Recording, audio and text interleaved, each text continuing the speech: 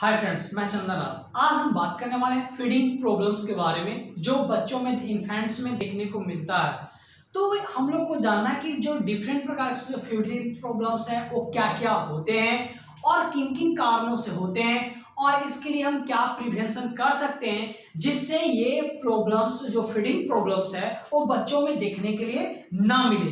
तो चलिए आज मैं इसी चैप्टर के बारे में मैं बात करूंगा कि जैसे कि मैंने पिछले चैप्टर में मैंने आपको बताया होगा ब्रेस्ट फीडिंग के बारे में, और जैसे कि न्यूट्रिशन इन चाइल्ड जो पीडियाट्रिक का चैप्टर 5 चैप्टर है, तो उसके जो बाकी का जो न्यूट्रिशन क्यों जरूरी है, ब्रेस्ट फीडिंग क्यों नेसेसरी है और उसके इम्पोर्टेंस क्या क्या है, इन सभी के बारे में मैंने बात कर चुका हूँ। आज जो बात करूंगा वो ब्रेस्ट फीडिंग जो डिफिकल्टीज या फिर प्रॉब्लम्स जो देखने को मिलता है बच्चों में, उन सभी चीजों के बारे में बात करेंगे। अगर आप पीछे के लेक्चर नहीं देखे हैं तो प्लीज आप हमारे चैनल से डिस्क्रिप्शन में जाएं और उस वीडियो को जरूर देखें ताकि आपको समझने में या दिक्कत ना हो। तो चलिए फ्रेंड, बिना देर किए हुए स्टार्ट करते हैं। तो सबसे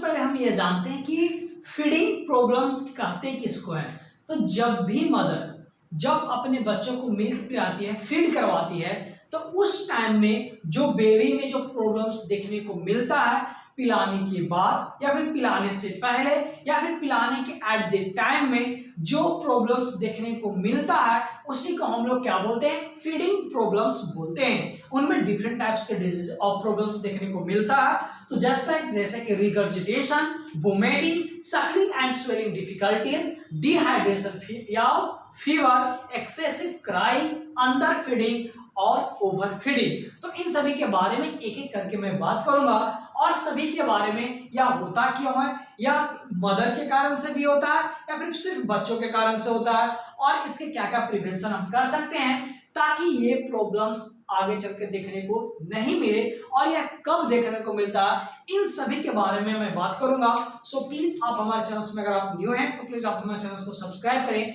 और इसे ज्यादा से ज्यादा शेयर करें। सबसे पहले बात करते हैं कि मोस्ट ऑफ इन्फेंट्स में जो देखने को मिलता है फीडिंग प्रॉब्लम्स, वो आता है रिगर्जिटेशन। तो चलिए सबसे पहले बात करते हैं रिगर्जिटेशन के बारे में। तो यह कॉमनली सभी चिल्ड्रन मोस्टली आपको देखने को मिलता है बच्चे में।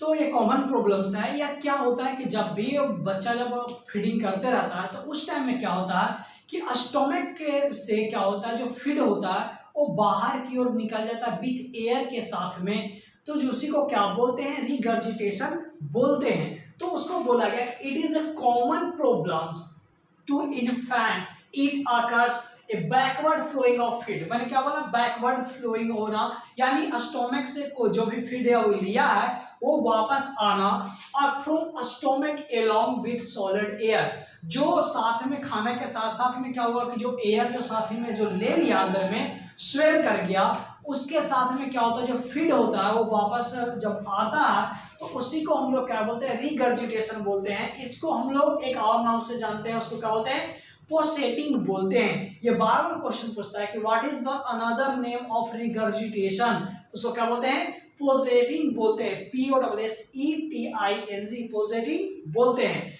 फिर बोला गया कि यह क्या होता है, यह हार्मलेस होता है कब, जब वो फीड को इनहेल नहीं किया हो, तब वो क्या होता है, हार्मलेस होता है। फिर बात करते हैं कि ये इसको कैसे हम खत्म करेंगे, रिगर्जिटेशन की आए नहीं। तो क्या करेंगे कि जब भी आप बच्चे को जब फीड कराओगे तो उसको राइट साइड में उसको मोड़ देना है और क्या करना है, बर्पिंग करवाना है, यानी उसे ढेकार ले लाना है। तो जिससे क्या होता है कि उसको ढेकार ले लाने से यह रिगर्जिटेशन नहीं आता है। तो वहीं लिखा गया है कि the infant should be placed on right side after feeding, feeding के बाद में उसको राइट साइड में करना चाहिए, और burping done proper technique to remove the solid air. जैसे कि खाते समय में अगर एयर को स्वेल कर गया होगा तो उसको क्या हम लोग बर्पिंग के द्वारा, ढेकार के द्वारा उस एयर को हम लोग बाहर रिमूव करवा देंगे, जिससे क्या होगा, उसे रिगर्जिटेशन नहीं होगा।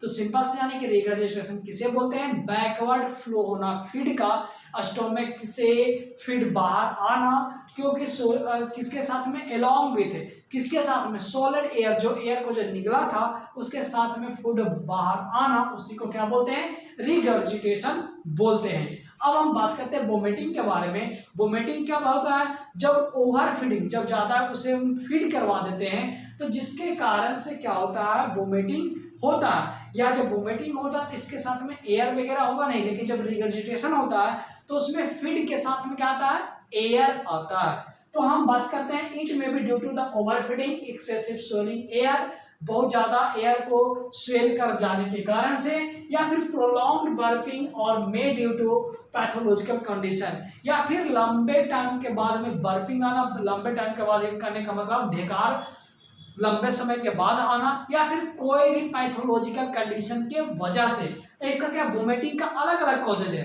सबसे पहला क्या कॉजेज है कि अगर ओवरफीड कर लिया हो तो, या फिर बहुत ज्यादा एयर स्वेल कर लिया है तब, या फिर क्या बोला गया कि पैथोलॉजिकल कंडीशन के वजह से, या फिर प्रोलॉन्ग्ड बर्पिंग, लंबे टाइम के बाद अगर वो ढकार ले रहा है तो जिसके कारण से, या क्या होता, या पैथोलॉजिकल कंडीशन में क्या हो जाना, गैस्ट्रोएंटेराइटिस हो जाना, या फिर कंजेनाइटल पाइलोरिक स्टेनोसिस हो जाने के कारण से या वोमिटिंग देखने को मिलता होता है बच्चों में। तो वही बोला है कि अगर इसको कैसे ठीक करेंगे, तो सबसे अच्छा है कि जो आप फॉल्टी फीडिंग करवा रहे हैं, यानी फीडिंग सही से नहीं, आपको टेक्निक नहीं पता है, तो उस चीज को बारे में, टेक्निक के बारे में जाने और करेक्ट करें उस फीडिंग टेक्निक को। तो जिसके कारण से और क्या करना है, जो पैथोलॉजिकल कंडीशन है उसका इन्वेस्टिगेशन करना, क्या दिक्कत है उसका ट्रीटमेंट करवाना, जिससे क्या होगा, वोमिटिंग उसका स्टॉप होगा, आगे चल के नहीं आएगा।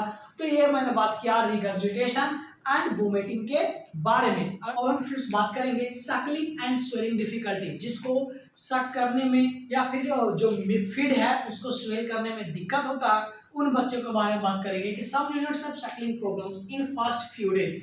कुछ दिन में जब बर्थ होता है उसको कुछ दिन तक क्या होता है, सकलिंग में या दिक्कत होता है, क्योंकि कोई भी बेबी है उसको एडेप्ट करने में, उसको सकल करने में वो क्या होता है, टाइम लगता है। लेकिन अगर यही जब प्रोलॉन्ग लंबे टाइम तक अगर जो रहता है तो उसको क्या प्रॉब्लम्स क्रिएट हो जाते हैं। तो बात करते हैं इट में भी नॉर्मल प्रोसेस एडेप्टिंग, मैंने बात किया। फिर मैंने बात किया कि बट प्रोलॉन्ग्ड में be congenital malformation like the cleft palate, cleft lip, large tongue, nasopharyngeal obstruction। बोला गया क्या कि अगर शॉर्ट टाइम के लिए अगर है, फर्स्ट फ्यू डेज तक के लिए, तो यह क्या है, यह नॉर्मल है, या एडेप्ट करने में यह टाइम लग जाता है। लेकिन जब प्रोलॉन्ग लंबे टाइम तक रहता है तो इसका डिफरेंट कारण हो सकते हैं, जैसे क्या हो जाना कि जो मालफोरेशन, कंजेनाइटल मालफोरेशन करने का मतलब कि जो बचपन से बर्थ लेते हैं उसमें दिक्कतें हो गए हो, जैसे कि क्लेफ्ट पैलेट, लिप क्लेफ्ट मतलब ओठ कटा हुआ रहना, लेफ्ट क्लेफ्ट पैलेट होना, या फिर टंग का लार्ज हो जाना, या फिर नासोफैरिंजियल में जो नासोफैरिंजियल है उसमें ऑब्स्ट्रक्शन हो जाना, जिसके कारण से क्या होता है, उसको स्वेलिंग करने में, उसको क्या करने में, सकिंग करने में उसको दिक्कत होता है। तो इसी चीज के बारे में बोला गया। या फिर बोला गया कि this problems may be related to some condition of the breast, या एक कारण से और हो सकता है अगर मदर का जो ब्रेस्ट है, निप्पल है, वो क्रैक्ड हो, सेकंड उसका जो निप्पल है वो बिग हो, या फिर जो ब्रेस्ट है उसे ब्रेस्ट एब्सेस हुआ रहे अगर मदर का। तो इन सब कंडीशन में क्या होता है, बच्चों को फीड करने में, सकलिंग करने में और क्या चीज को करने में, स्वेलिंग करने में क्या होता है, दिक्कतें होते हैं। तो यह मदर के कारण से भी हो रहा है और बच्चे के कारण से, कंजेनाइटल के कारण से भी हो रहा है, और यह डिजीज के कारण से भी होता है। जैसे कि जो प्रीटर्म बेबी है उसमें यह ज्यादातर देखने को मिलता है और दिक्कतें होते हैं किसका करने में, सकलिंग करने में और स्वेलिंग करने में। जैसे और कौन, सिक यूनिट्स, जो बीमार बच्चे हैं उनमें, जिनको ओरल थ्रस हो गया हो, या फिर कार्डिक या फिर रिस्पिरेटरी जिसको डिजीज हो, या फिर जिसको बचपने से न्यूनेटल जॉन्डिस हो, या कोई इन्फेक्शन हो, इन सभी कारणों से क्या होता है, सकलिंग और स्वेलिंग करने में दिक्कतें होते हैं। तो जैसे कि मैंने बात कर रहा था रिगर्जिटेशन के बारे में, तो उसमें क्या हो रहा था कि फीड अपने आप क्या हो, जो फीड थे वो स्टोमक से बाहर आ रहे थे, क्यों, क्योंकि जो एयर क्या कर रहा था, स्वेल कर जा रहा था, जिसके कारण से वोमिटिंग में क्या हो रहा था, ओवर फीडिंग के कारण से। लेकिन इसमें सकलिंग में क्या हो रहा है कि जो बच्चे हैं वो तीनों कंडीशन के कारण से, मदर के वजह से, कहीं मदर को क्या हो रहा है, ब्रेस्ट एब्सेस हो जा रहा है, क्रैक्ड निप्पल है, बिग निप्पल है, जिसके कारण से बच्चों को दिक्कतें हो रहे हो, या फिर बच्चे को क्लिफ्ट पैलेट हो गया हो, क्लिफ्ट लिप हो गया हो, जो कंजेनाइटल है बचपने से उसको है, तो जिसके कारण से उनको डिफिकल्टी होते हैं।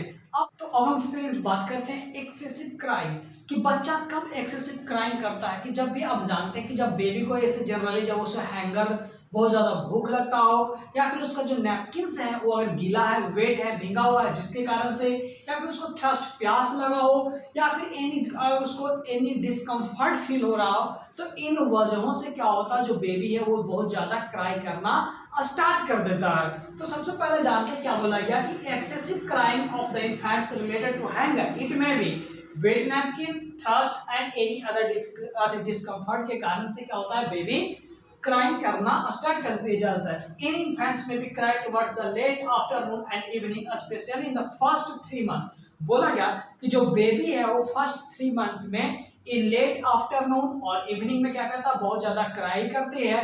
तो जिसके कारण से इसको टर्म दिया गया है का 3 मंथ कॉलिक्स या फिर इवनिंग कॉलिक्स के नाम से जानते हैं, जिसको क्या बोलते हैं, उसके कारण से जो इस टाइम में क्या होता है, जो बच्चा होता है वो बहुत ज्यादा क्राइंग करते हैं, क्योंकि इंटेस्टिनल अथी के कारण से, जब इंटेस्टिनल मूवमेंट्स होता है बच्चे के अंदर में, तो जिसके कारण से क्या होता है, बच्चा क्या होता है, वो क्राई करता है। फिर बात करते हैं डिहाइड्रेशन एंड फीवर के बारे में, कि यार डिहाइड्रेशन होता क्यों है और फीवर क्यों होता है। तो हम लोग जानते हैं जनरली कि कोई भी इंफेक्शंस के कारण से क्या होता है, हम लोग को फीवर या देखने को मिलता है, या फिर डिहाइड्रेशन वगैरह होता है। तो वही बोला गया कि it can be due to inadequate feeding, अगर उससे प्रॉपर तरीके से फीडिंग नहीं दिया गया हो, and may be and due to infection के कारण से। इनएडिक्वेट फीडिंग कहने का मतलब कि हाइजीन मेंटेन करके, हाइजीनियस नहीं रह के अगर उसको फीडिंग करवा रहे हैं, तो जिसके कारण से क्या होगा, बच्चा अफेक्टेड होगा, इन्फेक्शन होगा, और इन्फेक्शन के कारण से क्या होता है, डिहाइड्रेशन होता है, और क्या होते हैं, फीवर होते हैं। तो इसलिए इस चीज के लिए मदर को क्या करना है, एजुकेट करना है ब्रेस्ट फीडिंग टेक्निक के बारे में, हाइजीन कैसे मेंटेन करें उसके बारे में, और बच्चे के ट्रीटमेंट के लिए एंटीबायोटिक्स के सब के बारे में बताना जाना चाहिए। वो डॉक्टर के सलाह के द्वारा आप एंटीबायोटिक बच्चे को दे सकते हैं। तो इस तरह से प्रिवेंशन कर सकते हैं डिहाइड्रेशन से और फीवर से। और इसमें क्या था, एक्सेसिव क्राइंग में आप किस तरह से करेंगे कंट्रोल, कि बच्चों को जो डिस्कम्फर्ट हो रहा है उसको डिस्कम्फर्ट को दूर करना है। यानी अगर बच्चे को हैंगर है तो उसको खाना खिलाएंगे, थ्रस्ट है तो उसको पिलाएंगे, और प्लस उसको क्या करेंगे, सही से एक अच्छा प्लेस देंगे जिससे कंफर्ट फील करे। तो ये सब चीज है जिसके कारण से क्या होता है, बच्चा मतलब क्राइंग करना कम करेगा। तो ये फ्रेंड्स, अब हम बात करते हैं under feeding and over feeding के बारे में। अंडर फीडिंग करने का मतलब कि ऐसे मदर जिनमें मिल्क का प्रोडक्शन क्या होता है, कम होता है, तो क्या करती है, अपने बच्चों को कम मिल्क पिला पाती है। और क्या होता है, कुछ ऐसे मदर होते हैं जो अपने क्या चीज, बॉडी का फिगर मेंटेन करने के लिए वो अपने बच्चे को क्या करते हैं, फीडिंग नहीं करवाती है। तो जिसके कारण से भी क्या होता है, बच्चे अंडर फीडिंग की कैटेगरी में आ जाते हैं। जिसके कारण, या फिर कोई ऐसी मदर होती है जो क्या करती है, artificial feeding with highly diluted formula, जो आर्टिफिशियल जो मिल्क होते हैं उसकी आदत लगा देते हैं, जिसके कारण से क्या होता है, बच्चा फीडिंग करना स्टॉप कर देता है। तो इसीलिए बोला गया। तो इसके कारण से क्या होता है, बहुत सारे, जैसे कि अगर कोई मदर है, अगर उनमें मिल्क का प्रोडक्शन नहीं हो पा रहा, तो जो लोकली घर में आप होम मेडिस करवा सकते हैं। तो वो क्या होता है, ग्लैक्टोगोगेज या फिर होम रेमेडीज बहुत सारे होते हैं, जिसका आप यूज करके अपने मिल्क को क्या कर सकते हैं, सिक्रेशन को इंक्रीज कर सकते हैं। फिर बात करते हैं हम ओवर फीडिंग के बारे में। ओवर फीडिंग क्या होता है कि यार हमारे कंट्री का या कॉमन प्रॉब्लम नहीं है, बिकॉज क्या होता है, यहाँ का तो खुद ही बच्चा माल न्यूट्रिशन रहता है, तो दूसरे को क्या करेगी वो। तो इसीलिए यहाँ क्या है कि माल नोरिश्ड के कारण से, माल नोरिशमेंट के कारण से बहुत सारे बच्चे हैं वो डेथ कर जाते हैं हर साल। तो इसलिए यहाँ पे क्या, खुद का अगर हेल्थ सही नहीं है तो दूसरे को क्या वो हेल्दी बना सकता है। तो इसीलिए कहा जाता है कि प्रॉपर डाइट देना जरूरी होता है प्रेगनेंसी के टाइम में मदर को। तो वही बोला गया कि ओवर फीडिंग में क्या होता है कि अगर, जैसे कि अगर ओवर फीडिंग किसी बच्चे को करवा देंगे तो उनमें क्या देखने को मिलेगा, इन्फेंटाइल ओबेसिटी देखने को मिलेगा। एक्सेसिव वोमिटिंग, मैंने क्या बोला था कि अगर कोई भी बच्चा एक्सेस अगर फीड करेगा तो जिसके कारण से क्या होता है, वोमिटिंग करेगा, फैटी डायरिया होगा और एक्सेसिव क्राई, बहुत ज्यादा क्राई करेगा क्योंकि डिस्कम्फर्ट, एब्डोमिनल डिस्कम्फर्ट फील करेगा। तो मैंने शुरू में बताया कि बच्चा अगर डिस्कम्फर्ट फील करेगा, हैंगर फील करेगा, तो उसके कारण से क्या होता है, वह क्राई करना स्टार्ट कर देता है। तो यहाँ पे क्या हो रहा है, वोमिटिंग वगैरह हो रहा है, तो जिसके कारण से बच्चा क्या करेगा, डिस्कम्फर्ट फील करेगा और वह क्राई करेगा। तो ये हुआ over feeding and under feeding के बारे में। तो अंडर फीडिंग में क्या बोला कि ऐसे मदर जो अपने बच्चों को क्या वो फीड वो नहीं करा पाती है प्रॉपर अमाउंट में, तो इस वैसे को क्या बोलते हैं, अंडर फीडिंग बच्चे को कैटेगरी में रखा जाता है। तो इस तरह से फ्रेंड्स मैंने बात किया फीडिंग प्रॉब्लम्स के बारे में। आपको अगर पसंद आया तो प्लीज इसे सब्सक्राइब करें और ज्यादा से ज्यादा शेयर करें, और प्लीज जो ब्रेस्ट फीडिंग है उस चैप्टर न्यूट्रिशन इन चाइल्ड के जो प्रीवियस लेक्चर उसको डिस्क्रिप्शन में जाकर जरूर देखें ताकि आपको इस चैप्टर में कोई भी दिक्कतें नहीं हो। Thank you so much friends.